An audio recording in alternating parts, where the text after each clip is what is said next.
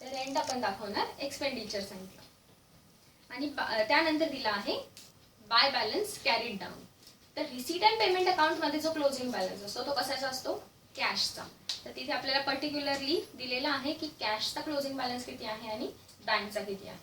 हे closing balance आपण कुठे दाखवतो? बॅलन्स शीटच्या ॲसेट साईडला. कारण कॅश आणि बँकेतला जो बॅलन्स असतो तो सुद्धा आपल्यासाठी काय असतं? Asset.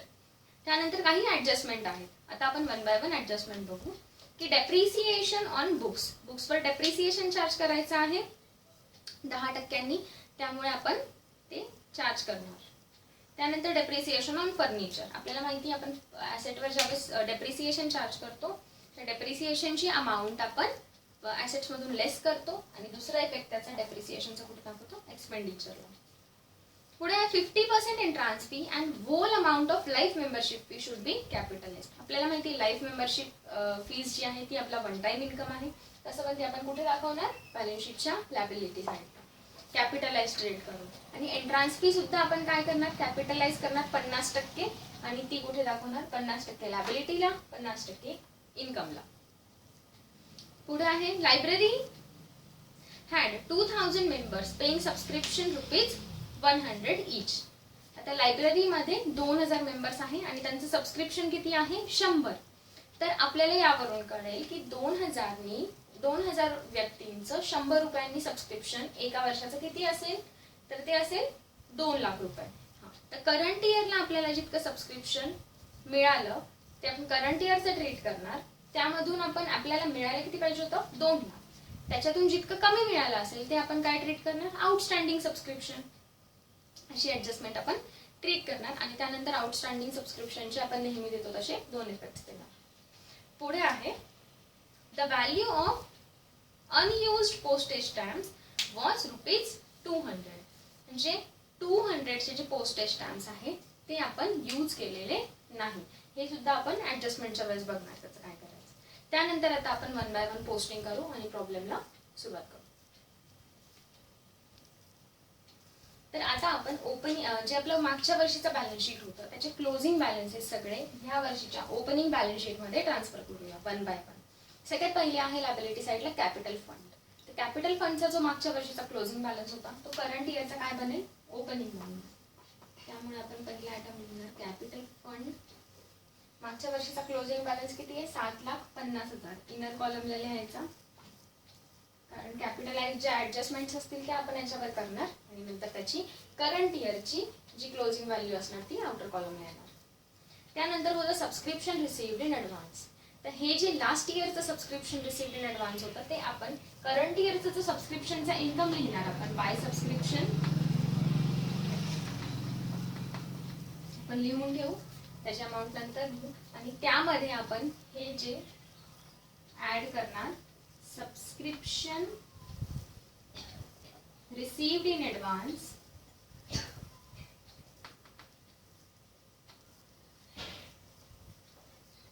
Of last year.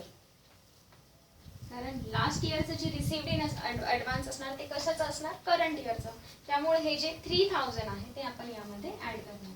Inner कॉलमला amount लिहायची. आणि पुढे आहे आउटस्टँडिंग एक्सपेन्सेस. मागच्या वर्षीचे जे आउटस्टँडिंग एक्सपेन्सेस असतील ते आपण यामधून काय करणार? जे एक्सपेन्सेस असतील त्यामधून ते लेस करणार. त्याचा इफेक्ट आपण नंतर बघू. त्यानंतर आपण आता फर्निचर बुक्स ह्या ज्या ॲसेट्स आहेत त्यांची जी व्हॅल्यू आहे मागच्या वर्षीची क्लोजिंग ती करंट इयरची ओपनिंग करणार आणि डेप्रिसिएशनसाठी खाली जागा शोधायची. पहिली ॲसेट आहे फर्निचरची अमाऊंट आहे 50,000 इनर कॉलमला लिहायची. ॲडजस्टमेंटसाठी जागा सोडायची. पुढे आहे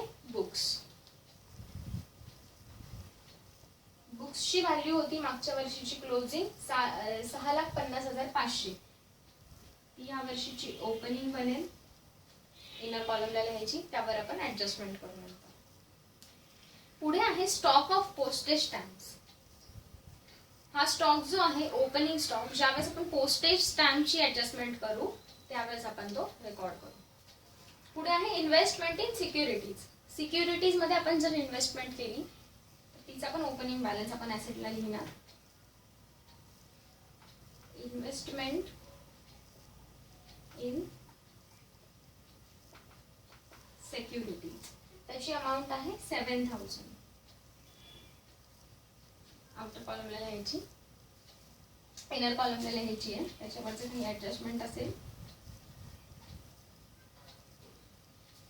आणि पुढे आहे cash in hand and cash in बँकचा क्लोजिंग बॅलन्स. मागच्या वर्षीचा जो क्लोजिंग असेल तो ह्या वर्षीचा ओपनिंग बनेल आणि आपण तो कुठे दाखवतो, रिसीट अँड पेमेंटच्या डेबिट साइड ओपनिंग बॅलन्स. आता आपण करंट इयरचं जे रिसीट अँड पेमेंट अकाउंट आहे ते एकदा ट्रान्सफर करू. ॲज अन इन्कम आहे, एक्सपेंडिचर आहे. जर रिव्हेन्यू इन्कम किंवा रिव्हेन्यू एक्सपेंडिचर असेल तर इन्कम अँड एक्सपेंडिचरला, जर कॅपिटल इन्कम किंवा कॅपिटल रिसीट किंवा कॅपिटल एक्सपेंडिचर असेल, पेमेंट असेल तर ते बॅलन्स शीटला. तर ओपनिंग बॅलन्स सोडल्यावर पहिला आयटम आहे मेंबर सबस्क्रिप्शन. ओके, टोटल मेंबरचं सबस्क्रिप्शन किती आहे, 1,80,000. तर त्यावर आपल्याला खाली ऍडजस्टमेंट दिलेली आहे. तर 1,80,000 हे मेंबर्सचं सबस्क्रिप्शन आहे आणि आपल्याला काही सबस्क्रिप्शन रिसिव्ड इन ॲडव्हान्स दिलेलं 3,000 रुपीज. बरोबर. तर मेंबर्सचं सबस्क्रिप्शन रिसीट साईडला टोटल किती आलेलं दिसतंय आपल्याला, 1,80,000. ते 1,80,000 आपण कुठे लिहिणार, ॲज एन इन्कम. ओके, त्यामधून हे 3,000 आपल्याला मायनस करायचे. त्यानंतर पुढचं आहे एंट्रान्स फीज. एंट्रान्स फी दिलेली आहे 30,000, पण एंट्रान्स फीजवर होती आपली ऍडजस्टमेंट की 50% एंट्रान्स फी काय करायची आहे, कॅपिटलाइज्ड. तर 30,000चे 50% किती होतात, 15,000. तर 15,000 आपण कॅपिटलाइज करणार, म्हणजेच कॅपिटल फंड मध्ये ऍड करणार. ऍड एंट्रान्स फीज लिहायचं कॅपिटलाइज्ड. टोटल एंट्रान्स फी आपल्याला किती मिळाली आहे, 30,000.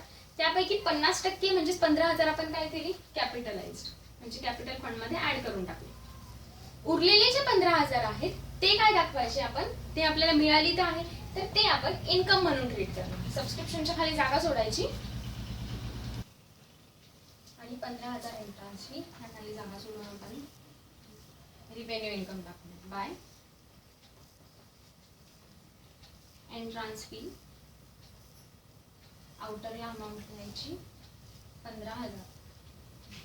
त्यानंतर पुढे आहे सेल ऑफ ओल्ड न्यूजपेपर. आता ओल्ड न्यूजपेपर सेल करणं ही बिझनेसची रेग्युलर ऍक्टिव्हिटी, कारण हे काय आहे, लायब्ररी आहे, त्यामुळे याला आपण रिव्हेन्यू इन्कम ट्रीट करणार. आणि सेल ऑफ ओल्ड न्यूजपेपर, त्यातून जे रिसीट झालं ते सुद्धा आपण कुठे दाखवणार, इन्कम साइडला. By sale of old newspapers, त्याची अमाऊंट आहे 2,000 रुपीज आउटर कॉलमला. पुढे आहे हायर ऑफ लेक्चर हॉल.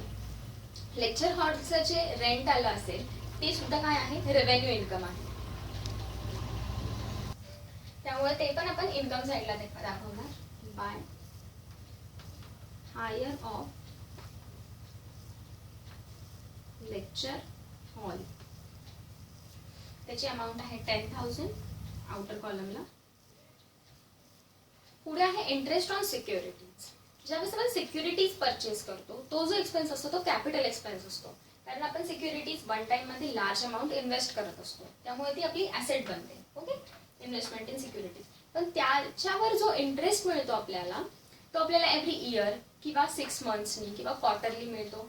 त्यामुळे जो इंटरेस्टचा इन्कम असतो तो आपण रिव्हेन्यू इन्कम ट्रीट करतो आणि इंटरेस्ट ऑन सिक्युरिटीजचा इन्कम आपण कुठे दाखवतो, इन्कम अँड एक्सपेंडिचरच्या इन्कम साइडला. त्यामुळे खाली घ्यायचं बाय इंटरेस्ट ऑन सिक्युरिटीज.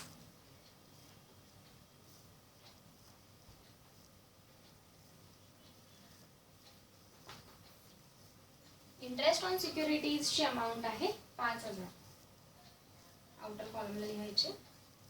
आणि त्यानंतर आहे लाईफ मेंबरशिप फी, अमाऊंट आहे 10,000. आणि आपल्याला ऍडजस्टमेंट मध्ये पण दिला आहे की लाईफ मेंबरशिप फी ही आपल्याला काय ट्रीट करायची आहे, capitalised, full amount of life membership fee. त्यामुळे आपण लाईफ मेंबरशिपची फुल अमाऊंट ही आहे बॅलन्स शीटच्या लायबिलिटी साइडला दाखवणार. ओके, कारण ज्या रिसीट्स होतात, ज्यांनी पैसे आपल्याकडे येतात ते आपण एकतर दाखवतो इन्कम साइडला ऍज अन इन्कम किंवा आपण ते बॅलन्स शीटच्या लायबिलिटी साइडला दाखवतो. ओके, तर आपण ही जी लाईफ मेंबरशिप फी आहे ती कुठे दाखवणार? बॅलन्स शीटच्या लायबिलिटी साईडला.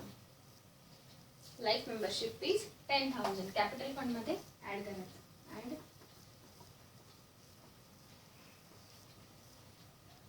Life membership fee whole amount 10,000 capital fund मध्ये ऍड करायची. त्यानंतर ही आपण केली रिसीट साईड ट्रान्सफर. आता आपण पेमेंट साईड बघू की आपण एक्सपेन्सेस कोणते केले ड्युरिंग द इयर. तर पहिला एक्सपेन्स आहे सॅलरी. सॅलरी 24,000ची आपण पे केली. सॅलरीवर काही ऍडजस्टमेंट नाहीये त्यामुळे सिंपल आपण सॅलरी एक्सपेंडिचर साईडला दाखवणार. टू सॅलरीज अमाऊंट आउटर कॉलमला लिहायची 24,000. त्यानंतर पुढे आहे by purchase of postage stamps. आता पोस्टेज स्टॅम्प्स आपण ड्युरिंग द इयर पूर्ण पेमेंट किती केलं? 1,500. पण आपल्याला काही स्टॉक लास्ट इयरचा दिसत होता बॅलन्स शीट मध्ये. बॅलन्स शीट मध्ये मागच्या वर्षीच्या आपल्याला स्टॉक ऑफ पोस्टेज स्टॅम्प दिसत होता 500. म्हणजे याचा अर्थ मागच्या वर्षी आपल्याकडे पोस्टेज स्टॅम्प्स किती आहेत? मागच्या वर्षीचे 500. तर तो आहे मागच्या वर्षीचा क्लोजिंग म्हणजेच करंट इयरचा ओपनिंग बॅलन्स शीट करायचा. तर आता आपण इथे लिहू टू पोस्टेज स्टॅम्प्स. आपल्याला माहिती आहे आपण इन्कम अँड एक्सपेंडिचर अकाउंट मध्ये त्या करंट इयरचा जेवढा एक्सपेन्स झाला तो आपण दाखवत असतो. तर त्यासाठी आपण आधी काय करू? ओपनिंग बॅलन्स लिहून घेऊ. पोस्टेज स्टॅम्पचा ओपनिंग बॅलन्स.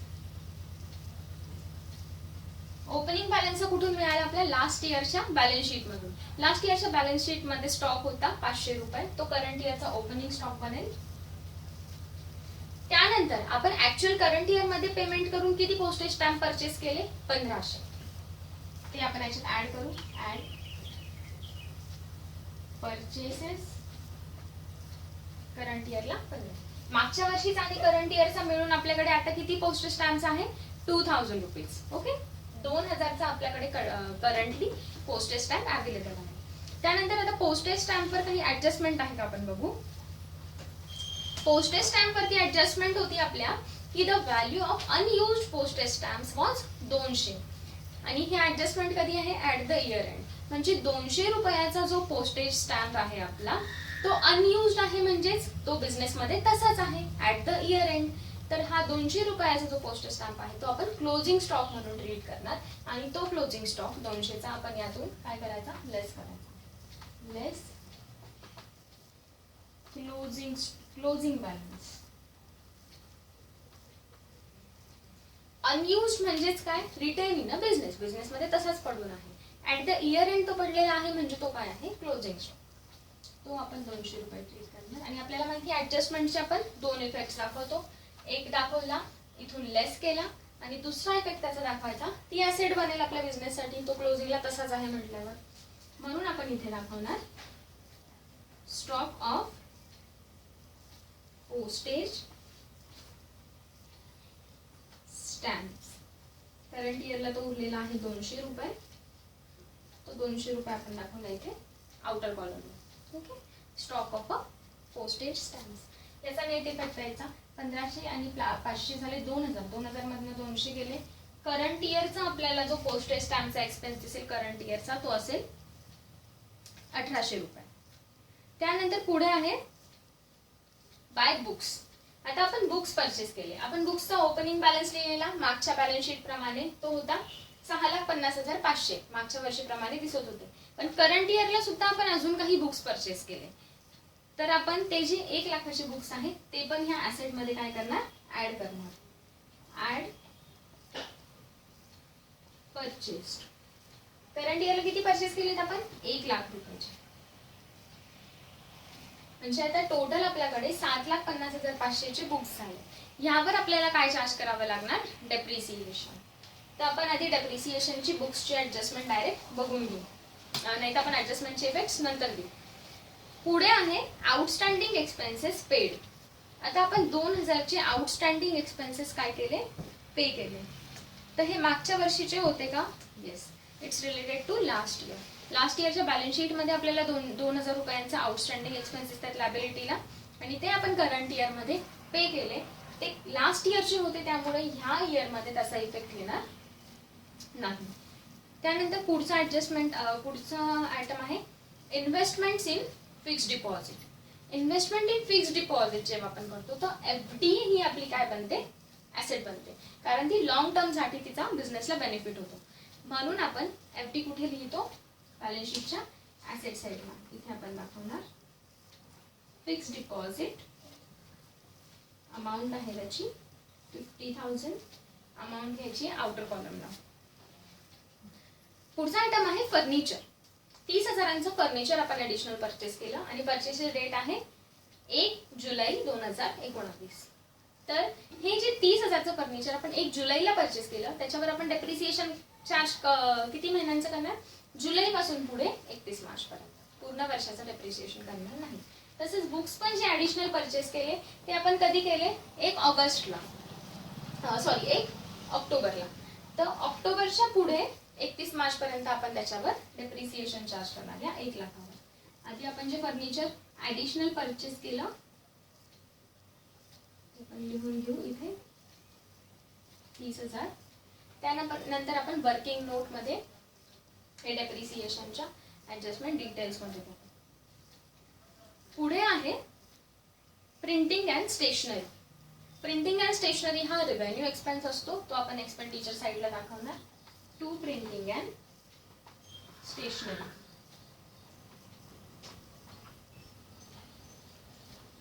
प्रिंटिंग अँड स्टेशनरीची अमाऊंट आपल्याला दिलेली आहे 6,000. त्याच्यावर काही ॲडजस्टमेंट नाही आहे, आउटर कॉलमला अमाऊंट दाखवायची.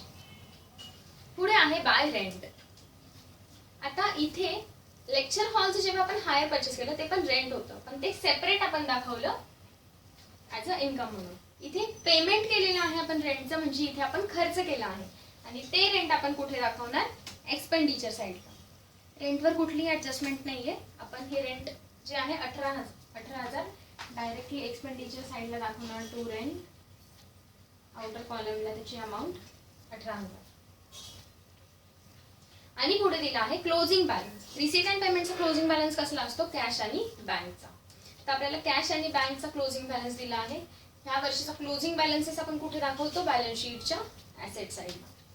ॲसेट साईडला आपण दाखवणार कॅश किंवा आपण त्याला म्हणणार कॅश आणि बँक. हे ॲसेट्स आहे आपल्या. कॅश आहे 9,500, डायरेक्टली आउटर कॉलमला दाखवायचं 9,500. आणि बँकचा बॅलन्स आहे 43,000, 43,000. त्यानंतर आता आपलं उरतं ते ॲडजस्टमेंट. आपल्याला माहिती आहे ॲडजस्टमेंटचे आपण 2 इफेक्ट्स आहेत. पहिलीच ॲडजस्टमेंट आहे आपली डेप्रिसिएशनची. पहिल्या ॲडजस्टमेंटमध्ये दिलं आहे की डेप्रिसिएशन ऑन बुक्स आहे @10% आणि सेकंड ॲडजस्टमेंट आहे डेप्रिसिएशन ऑन फर्निचर @8.5%. पहिलेच लिहून घ्यायचं. आपण फर्निचरमधून नेहमी ॲसेट्समधून डेप्रिसिएशन लेस करतो, त्यामुळे लिहायचं लेस डेप्रिसिएशन. बुक्समधून पण लिहायचं लेस डेप्रिसिएशन. त्यांचे रेट लिहून घ्यायचे. हे आहे फर्निचर आहे @8.5% आणि बुक्स आहे @10%.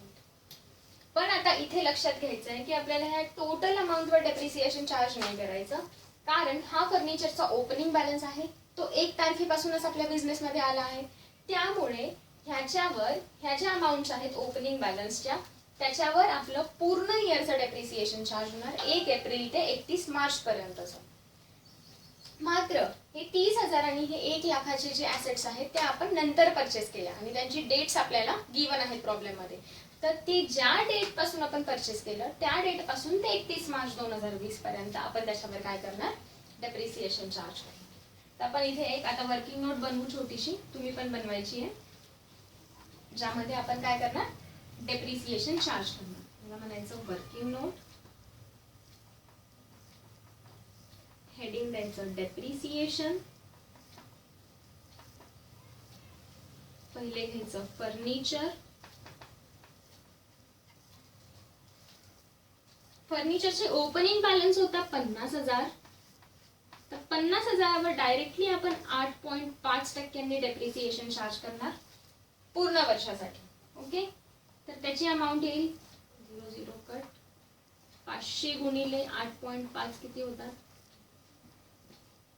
5 5 25. हा गुणाकार तुम्ही सगळ्यांनी करायचा आहे. 8 पंचे 40 0 0 5 2 4 4250 याची व्हॅल्यू येते. 4250. ऍटलीस्ट डेप्रिसिएशनचं कॅल्क्युलेशन आपल्याला जमलं पाहिजे पटकन, कारण डेप्रिसिएशनची ऍडजस्टमेंट ही प्रत्येक प्रॉब्लेम मध्ये असतेच. ओके, कसं कॅल्क्युलेट केलं मी, त्याची ओपनिंग व्हॅल्यू घेतली 50,000, त्याच्यावर आपल्याला पूर्ण वर्षाचं करायचं आहे म्हणून आपण काय केलं 8.5 भागिले 100 म्हणजेच 8.5% डेप्रिसिएशन चार्ज केले. तर डेप्रिसिएशनची अमाऊंट आली 4250. खाली येतात 30,000वर करायचं जे आपण न्यूली परचेस केलं. न्यूली परचेस केलं आपण 30,000चं डेप्रिसिएशन, त्याच्यावर पण 8.5%नीच आपण चार्ज करणार.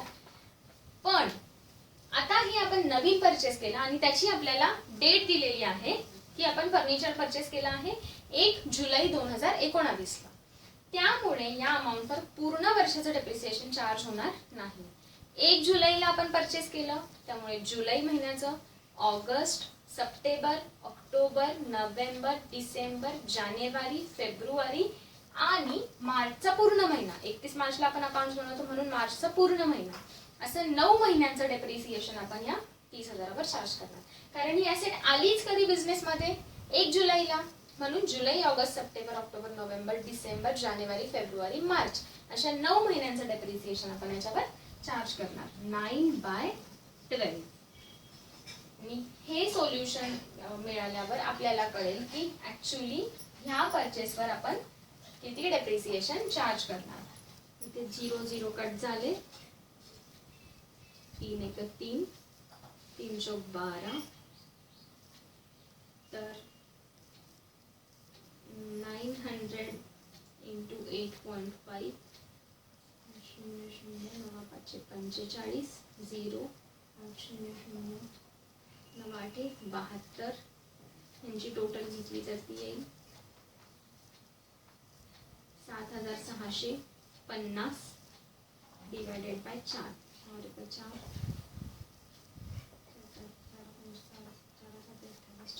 4 9 36 4 1 4 बरोबर है का कॅल्क्युलेशन नंतर चेक करू.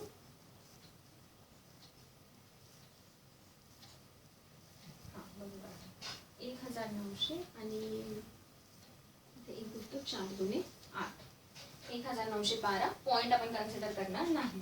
ओके, तर हे कॅल्क्युलेशन आपण केलं. 1912 आपल्याला हे 30,000वरती डेप्रिसिएशन मिळालं आहे 12 महिन्यांसाठी. 1912 तुम्ही सिंपल पण कॅल्क्युलेशन करू शकता. मी जसे कट करते अमाऊंट ते विदाउट कट करता तुम्ही सिंपल कॅल्क्युलेशन पण करू शकता. जसं की आधी छोटे छोटे भाग करून घ्यायचे. आपल्याला माहिती आहे 3च्या पाड्याच्या दोन्ही संख्या येतात 3 त्रिक 9 3 चौक 12. ओके, किंवा सिंपल तुम्ही 30,000 गुणिले 8.5 करा आधी, त्यानंतर त्या अमाऊंटला परत 9 गुणा, त्यावरचे 2 शून्य कट करायचे. डिवायडर जर खालच्या डिनॉमिनेटरला 2 शून्य असतील वरती पण 2 शून्य असतील तर 0 0 आपले कट होतात. कॅल्क्युलेशन सोपं होतं. आणि त्यानंतर जरा डिवायडेड बाय 12 करायचे. आपल्याला याच्यावर डेप्रिसिएशन मिळालं 1912. म्हणजे टोटल फर्निचरवर डेप्रिसिएशन आता किती चार्ज होईल. पहिल्या अमाऊंटवर 4,250, दुसऱ्या अमाऊंटवर 1912. टोटल डेप्रिसिएशन चार्ज झालं 6,162. हे टोटल डेप्रिसिएशन चार्ज झालं फर्निचरला. डायरेक्ट आपण अमाऊंट लिहू 6,162. ही अमाऊंट आपल्याला हे 50,000 प्लस 30,000 80,000मधून ही 6,162 अमाऊंट लेस करायची. तर आपल्याला कळेल की फर्निचरचा करंट इयरचा आता बॅलन्स क्लोजिंग किती आहे. तर आपण हे जे 6,112 आहे या 80,000 मधून जर 80,000 कळले ना, हे 50,000 प्लस 30,000 अशी टोटल फर्निचर किती आहे आपल्याकडे आता 80,000. त्यामधून आपण हे डेप्रिसिएशन दोघांचे कंबाईन मायनस केलं 6,162. तर त्याच्या 80,000मधून आपल्याला 6,165 मायनस करायचे. पण या 80,000मधनं जर 6,000 गेले फक्त तर उरतात 74,000. 74,000 मधनं जर 100 गेले तर उरतात 73,900. 73,900 मधून जर 60 गेले तर उरतात 73,840.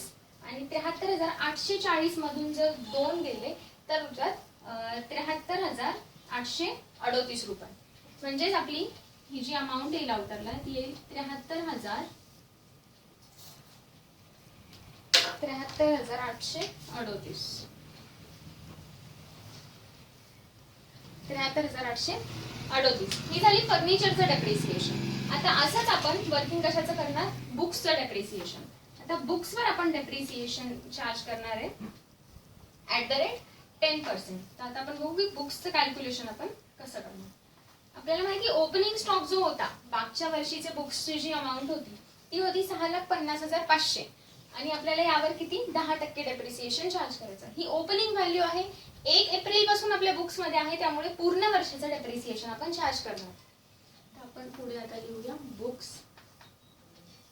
बुक्सवर ओपनिंग बॅलन्स तिचा होता 6,50,500 आणि त्यावर आपण पूर्ण 10% डेप्रिसिएशन चार्ज करणार. तर ती अमाऊंट किती येईल 65,050. 10 सिंपली आपण 2 शून्य कट करणार आणि याचा 1 शून्य वाढवणार. 65,050 रुपये 10% डेप्रिसिएशन. त्यानंतर आपण ऍडिशनल बुक्स किती परचेस केले 1 लाखाचे. 1 लाखचे बुक ऍडिशनल परचेस केले त्याच्यावर पण आपल्याला डेप्रिसिएशन करायचंय चार्ज 10%. पण ते बुक्स आपण कधी परचेस केले तर आपल्याला रिसीट अँड पेमेंट अकाउंट मध्ये ते दिलेलं आहे की books purchased on 1 October. Okay.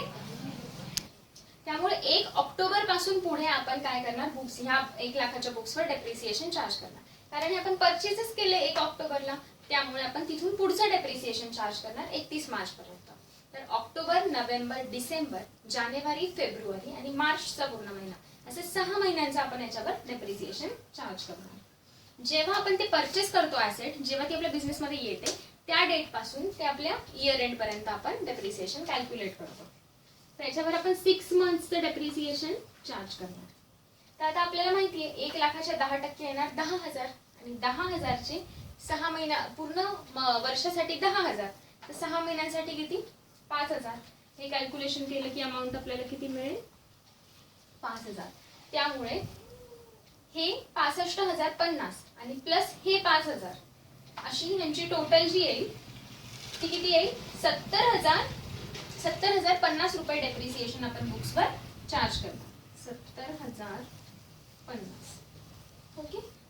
हे झालं आपलं फर्निचर बुक्सवरचं डेप्रिसिएशन. कसं केलं आपण जी ओपनिंग व्हॅल्यू होती त्याच्यावर पूर्ण वर्षासाठी 10% डेप्रिसिएशन चार्ज केलं. जे परचेस केले 1 लाखाचे बुक्स त्याच्यावर आपण 10% फक्त 6 महिन्यांसाठी डेप्रिसिएशन चार्ज केलं. त्याची व्हॅल्यू आली 5,000. आधीची व्हॅल्यू आली 65,050 आणि नंतरची 5,000 अशी टोटल 70,065 आपण डेप्रिसिएशन चार्ज केलं टोटल बुक्सवर. आता टोटल बुक्सची व्हॅल्यू किती आहे 7,50,500. त्यामधून आपल्याला 70,500 मायनस करायचे. 7,50,500 मायनस 70,050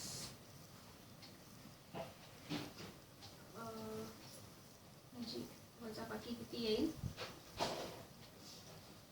10,000. आपण याचं सिम्पली कॅल्क्युलेशन करू ओरली. तर पहिले 7,50,500 टोटल अमाऊंट आहे. 7,50,000 मधून आणि 50 मायनस केले उरले 7 लाख. वरचे 20,000 मायनस केले उरले 6,80,000 आणि ह्या 500तनं 50 गेले 450 असे उरले 6,80,450 रुपये. ही उरली आपली बुक्सची क्लोजिंग व्हॅल्यू. म्हणजे ही आपण पुढच्या वर्षी काय घेणार ॲज अ ओपनिंग व्हॅल्यू. ठीक आहे.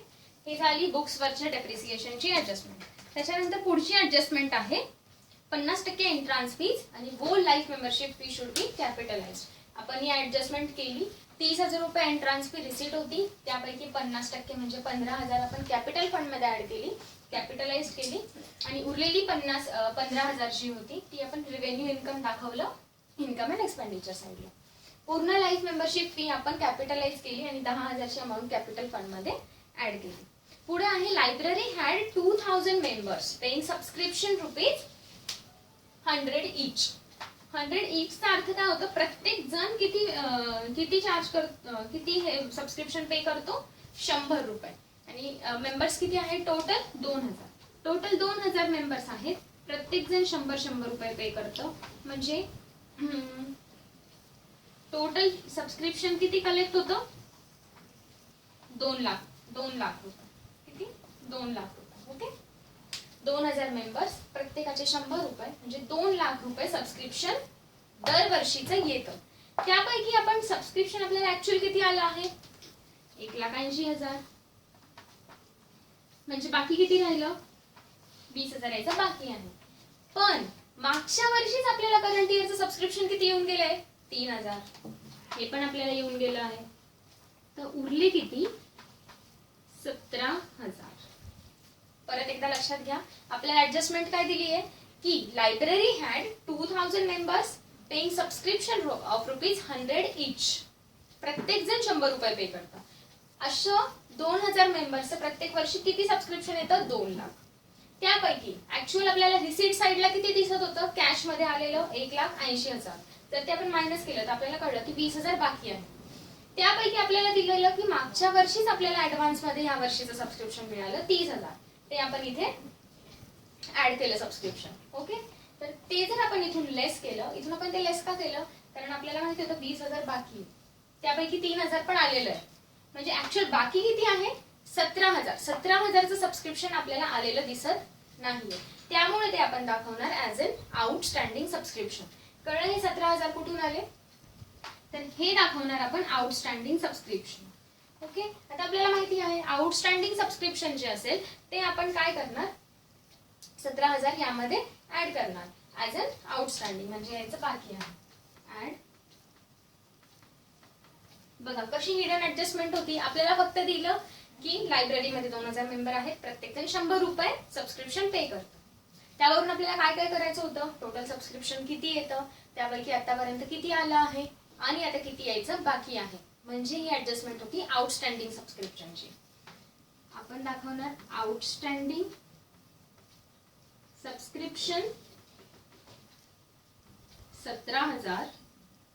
आणि ह्याचा आपण दुसरा इफेक्ट कुठे देत असतो ऍडजस्टमेंटचा, ऍसेट साईडला. हे यायचं बाकी आहे इन फ्युचर, ते येईल पुढच्या वर्षी. तर आपण म्हणून ते ऍसेट साईडला दाखवणार आउटस्टँडिंग सबस्क्रिप्शन, आउटरला 17,000. यांची टोटल बाहेर घेणार आपण 1,80,000 प्लस 17,000 1,97,000 आणि 1,97,000 प्लस 3,000 98, 99, 100. ही अमाऊंट येईल 2 लाख रुपये. ठीक आहे, म्हणजे 2 लाख बरोबर करंट इयरचं सबस्क्रिप्शन टॅली झालं. 1,80,000 आले, 3,000 रुपये मागच्या वर्षीच आलेले आणि 17,000 याचे बाकी आहे. असं करंट इयरचं टोटल सबस्क्रिप्शन 2 लाख आपल्याला इथे आउटरला दिसलं. ठीक आहे, ही होती सबस्क्रिप्शनची ऍडजस्टमेंट. त्यानंतर आपल्याला पुढची ऍडजस्टमेंट आहे value of a unused postage stamp. हा अनयूज जो पोस्टेज स्टॅम्प होता तो आपल्याला क्लोजिंग स्टॉक म्हणून कन्सिडर करायचा होता. हे आपल्याला कसं कळलं की तो अनयुज्ड आहे आणि ऍट द इयर एंड आहे, म्हणून तो आपण क्लोजिंग स्टॉक ट्रीट केला. अशा पद्धतीने आपण सगळ्या ऍडजस्टमेंट आणि सगळं पोस्टिंग केलं. आता आपण याच्यानंतर काय करत असतो, सिम्पली आपण income and expenditure account tally करणार, सरप्लस आलं की डेफिसिट आलं हे बघणार आणि ते कॅपिटल फंड मध्ये ऍडलेस करणार आणि त्याच्यानंतर आपण बॅलन्स शीट टॅली करणार. तर आता आपण 1 by 1 income and expenditure account आधी टॅली करून घेऊ.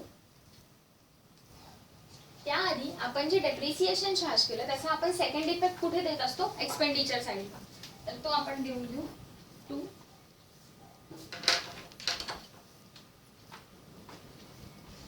2 डेप्रिसिएशन. डेप्रिसिएशन आपण चार्ज केलेलं फर्निचरवर आणि बिल्डिंग. फर्निचरवर आपण चार्ज केलं डेप्रिसिएशन 6162 रुपये आणि आपण बिल्डिंगवर टोटल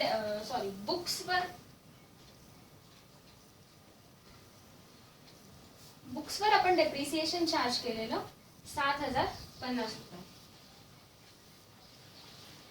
याची टोटल आपण आउटर कॉलमला घेऊ.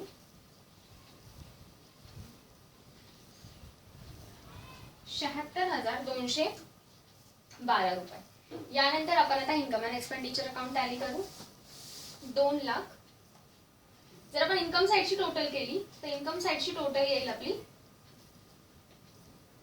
2 लाख प्लस हे 10,000 20,000 30,000 30 आणि 2 32,000 म्हणजे 2,32,000 आपली इकडची टोटल येईल. ही टोटल आहे इन्कम साइडची. आता एक्सपेन्सेसची आपण टोटल घेऊ. 24,000 प्लस 1,800 प्लस 6,000 प्लस 18,000 प्लस 76,221 ही टोटल येईल आपली.